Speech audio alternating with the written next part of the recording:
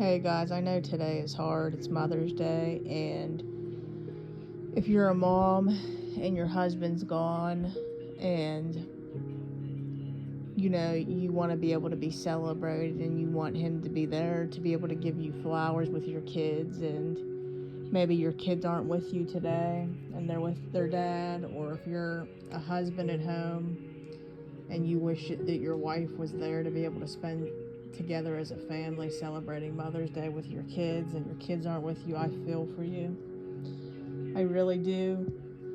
Or if your mother's gone and she passed away and you're by yourself today on top of it, and maybe you and your spouse didn't have kids yet and your mother's gone, I'm praying for you, and I know how hard it really is. I want you to know, though, that these seasons don't last, they change.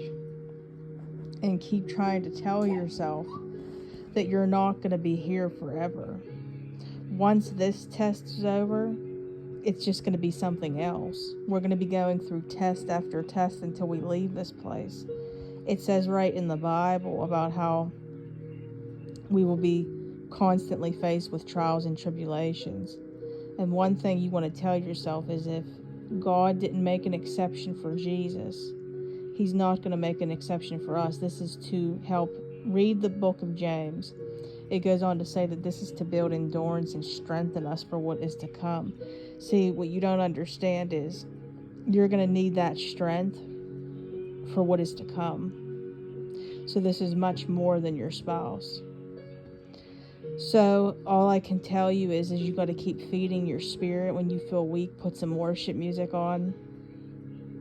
Put some encouraging sermons on, like something like I post, or a minister, anything that's going to help feed your soul. Sit in God's presence with some soaking worship music on. Sit in your word and cry out to God. Just cry if you have to. I mean, you want to let it out. You don't want to keep that in. You want to let it out. But remember something.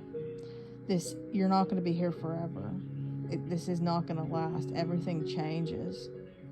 So when your spouse comes back home, it's just going to be something else. And you need to be able to have the strength that you're being trained for right now. You need to be able to have that to go to the next level with that. So enjoy this time with God, because believe it or not, you have no idea how many people say that once their spouse actually comes home, they miss that time with God. Because, see, you have to understand something. You're going to see later on that your spouse doesn't complete you. That God is what completes you, and then that emptiness you're still going to have even if your spouse came back, because no human being can complete you. No material object can complete you. Just like people with their money, they are constantly spending and going on vacations and stuff like that. Everything gets old. It's all meaningless, like it says in the Bible. So He is the only thing that gives you joy even when everything around you is broken. Learn to have joy even when things are a complete disaster, because that's what He's going to do. You're going to feel the most joy with things not even resolved than your best day without God. I'm telling you guys, you're going to see it. I love you guys. I'm praying for you guys.